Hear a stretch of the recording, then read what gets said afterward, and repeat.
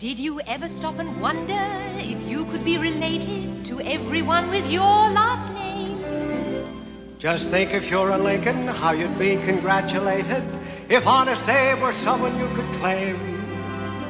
To clear up any mystery, just check your family history. Genealogy's the name of the game. Now some ancestors you'll find you want to hide, but most of them will fill your heart with pride.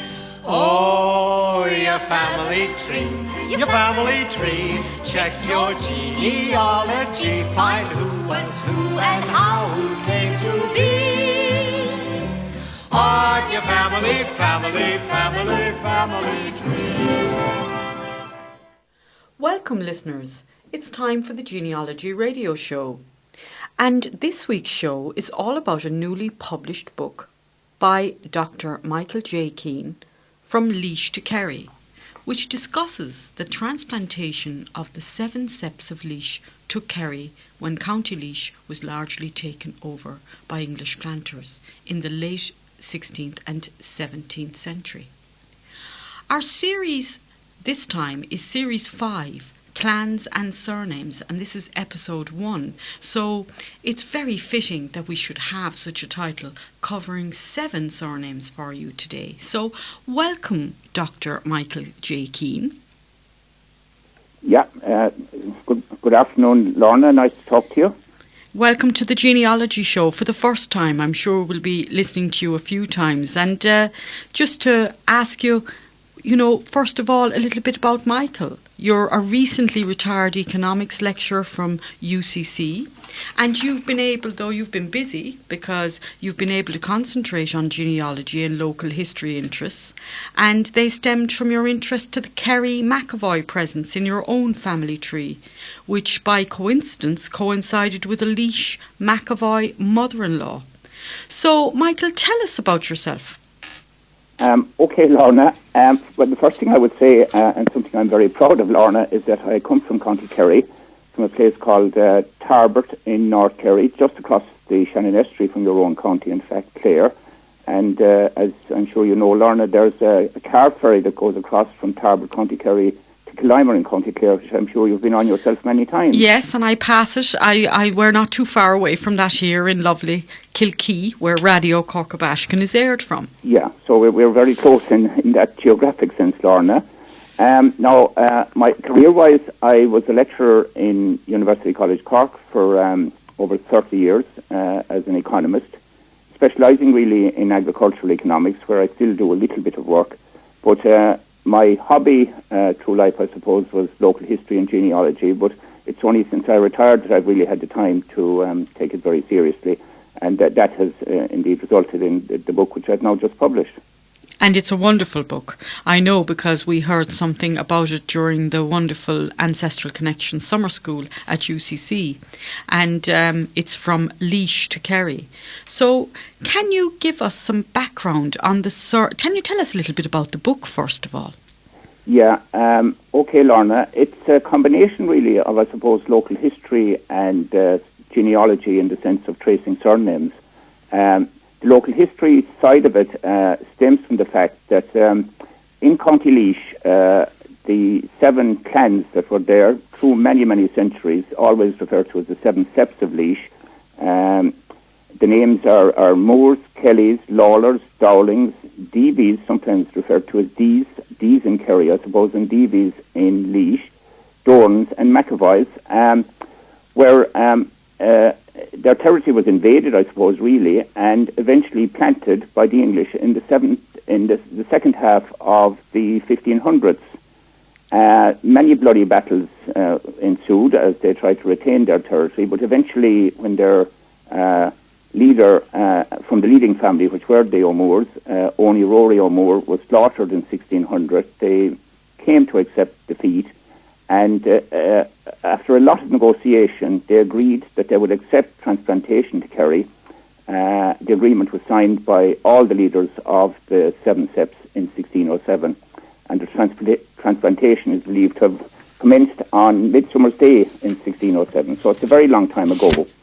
Now, my own background is that I come from Tarbert, and the McEvoy surname is prominent in my family tree, and Tarbert is one of the parishes that the Seven Septs were transplanted to. So that sparked my initial interest, and as you mentioned, it just by total coincidence, my mother-in-law happened to be a Leash McEvoy. So it started out as a personal journey, if you like, but then when I found that there wasn't that much ever published, as far as I can find anyway, on the whole story of the transplantation and the survival of the Seven Septs of Leash in Kerry, the story for me widened out into the broader transplantation of all the Septs, not just the McEvoys. Well, so that's it's certainly basically how it came about, Lorna. Yeah, it's certainly filling in a fascinating gap in the literature because, we're very familiar with to hell or to Connacht kind of transplantation, which is later on under Cromwellian conquest. Sure. But this transplantation does not get the type of notice that you would expect it to get, really, and it's so significant. And just to go on one of the McEvoy names, they have a lovely.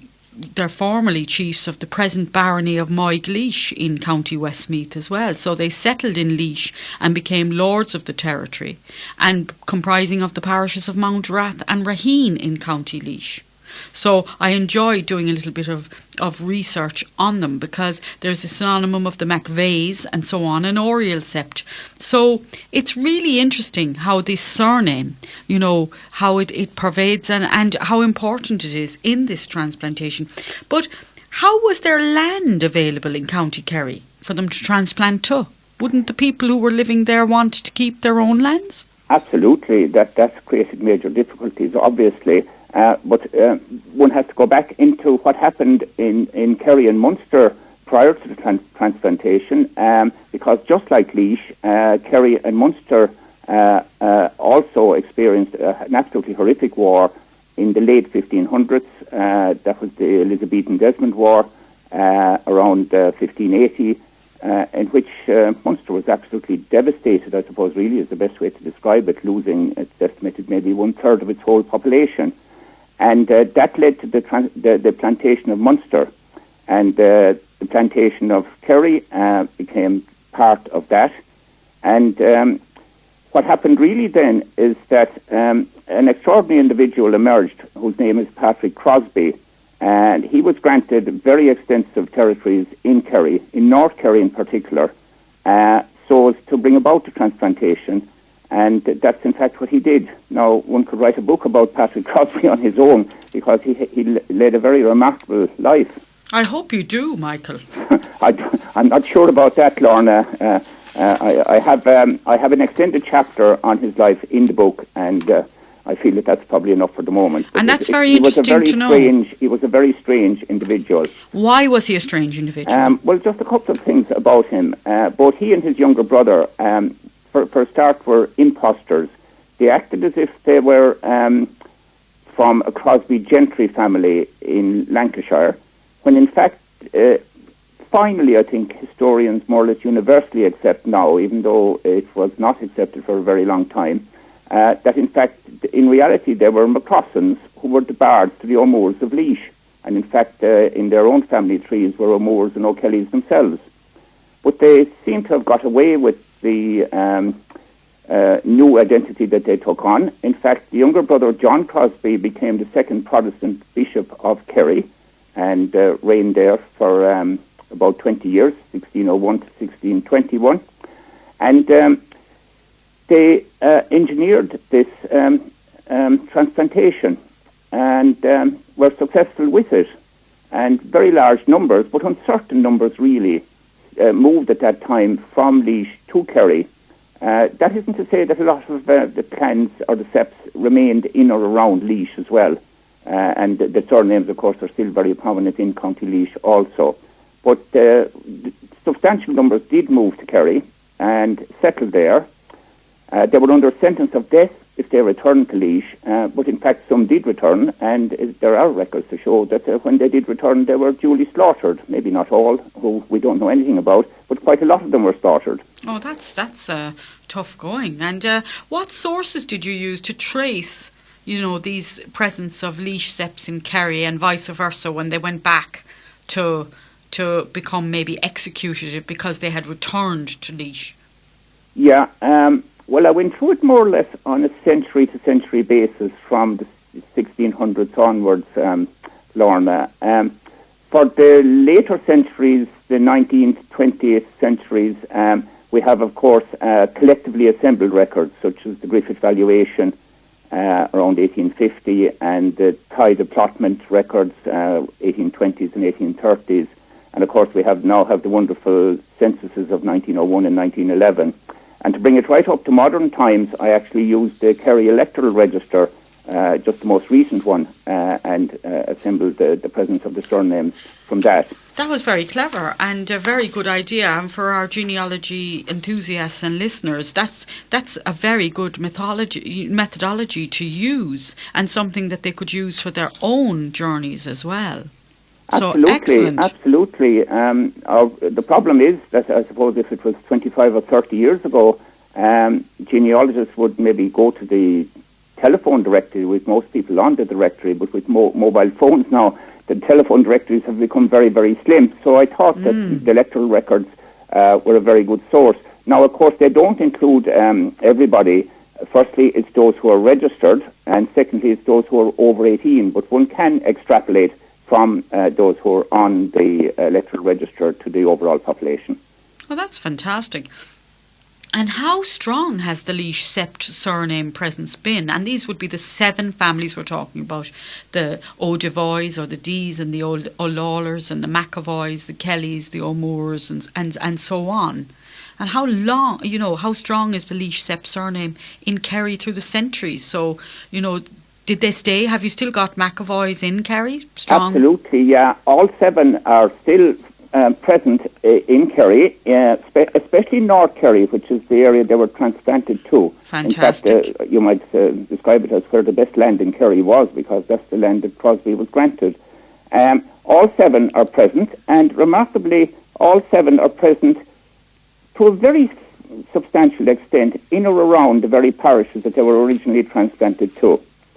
In the most recent electoral register, for example, if we take the area of North Kerry, north of Tralee and, say, Castleisland, there's a population of about 30,000 in total in that area, with Listowel as the main town. In that area of the 30,000, about 1,000 of the 30, close to 1,000, would have the Seven Septs surnames, with all 7 represented. In fact, some of them seem to be in the very same parishes where one can strongly speculate, at least, that they were transplanted to over 400 years ago. That's absolutely fascinating. And what's fascinating here as well for our listeners is they're not transplanted to upland, mountainous lands, as what happens in some of the cases with the Slieve Luach and so on, where people have to find different locales, or just prior to the famine, where they're taking over lands through population explosion. This is an earlier time, so they're actually following the landlord and they're going to good land, and they stay there. They get a fixed exactly settlement. How it seems to have been, Lorna. Yeah. So every now nuance. The records, if we go back before the 1800s, of course, the records are quite patchy. But there are some fascinating records of their presence even in the early 1600s. For example, Patrick McEvoy, the landlord, in his will, which is on the public record, specifically refers to the Septs in Kerry. He even refers to the McEvoys in Tarbert, which is where my McEvoy ancestors come from, in 1610 when he died. The interesting thing he says is that he had a corn that belonged to them, so they must have been grain farmers, and he wanted the corn to be returned to each of the Septs in proportion to what was properly their due. And that's a very detailed element of his will. Oh, that's fantastic. And something just to mention, County Leash, is a county in Ireland. It's part of the Midland regions. It's also located it was formerly known as Queen's County. It's important to remember that. So it was known as Queen's County because it was after Queen Elizabeth I, I presume. Or was it Mary? It was Mary, actually. It was Mary. It was prior to Queen Elizabeth I. The transplantation started around 1550, which around the time when Mary came to reign. And she Offaly comes into this as well. She established that both of them should be shire ground and renamed them as Queen's County and King's County. I think she's 1553 to 1558. Yeah, and it was close at the time when Elizabeth took over around 1557. 58, yeah, that's right. That it became Queen's County. And that name persisted, of course, for many, many centuries until Irish independence. Now, it's known as that in the census. Thing, Lorna, is that lots of people still will refer to County Leash as O'Moore County.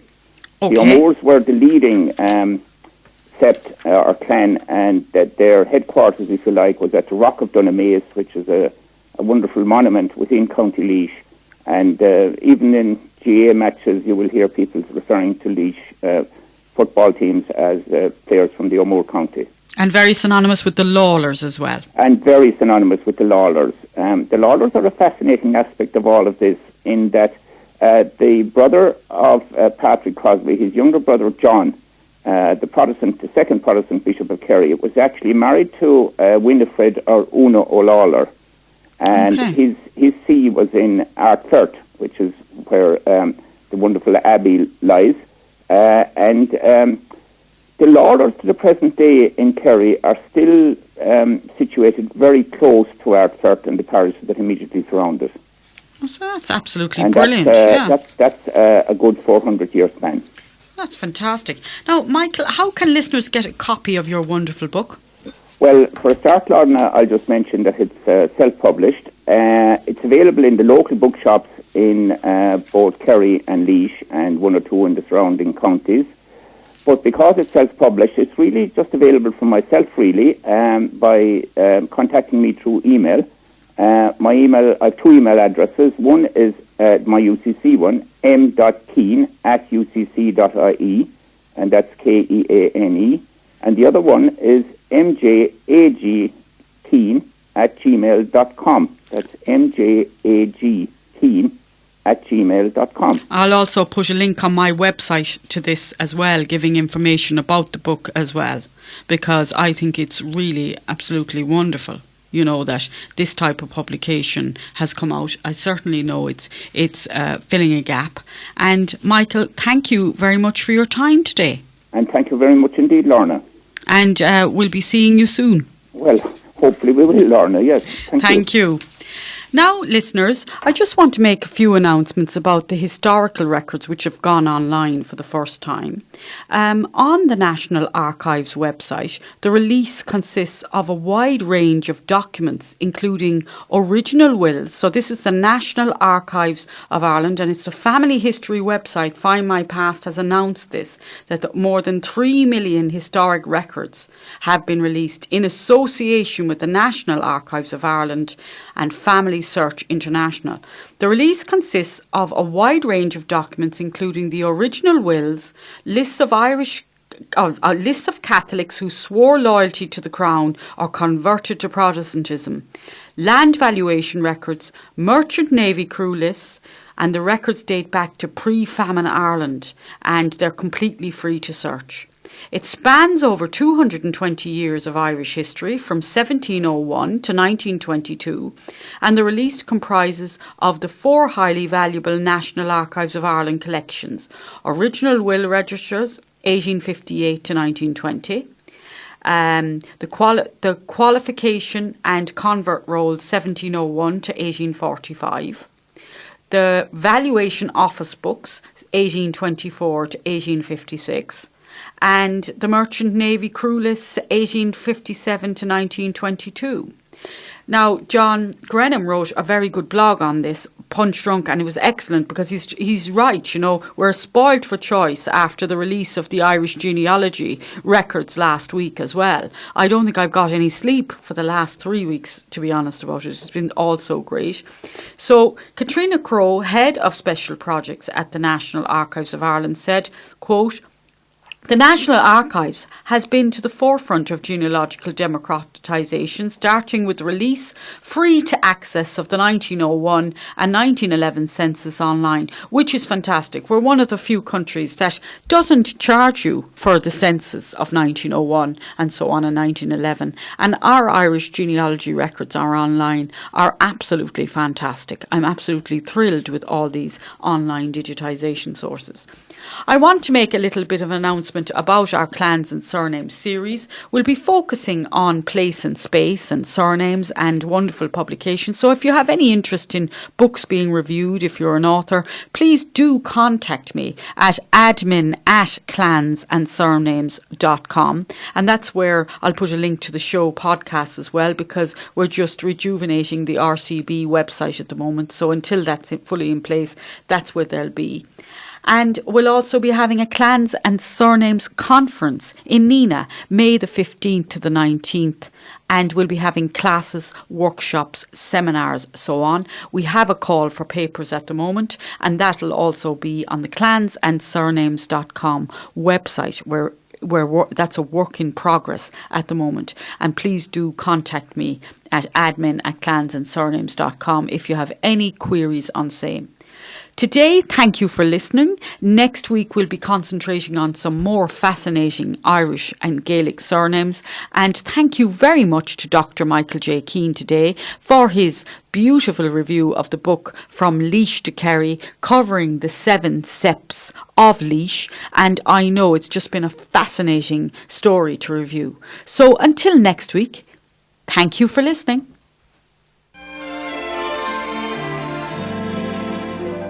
Did you ever stop and wonder if you could be related to everyone with your last name? Just think, if you're a Lincoln, how you'd be congratulated if Honest Abe were someone you could claim.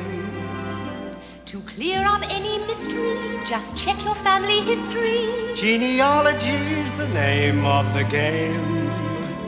Now some ancestors you'll find you want to hide, but most of them will fill your heart with pride.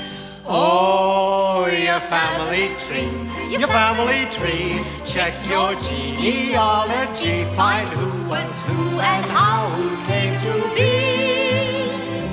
On your family tree.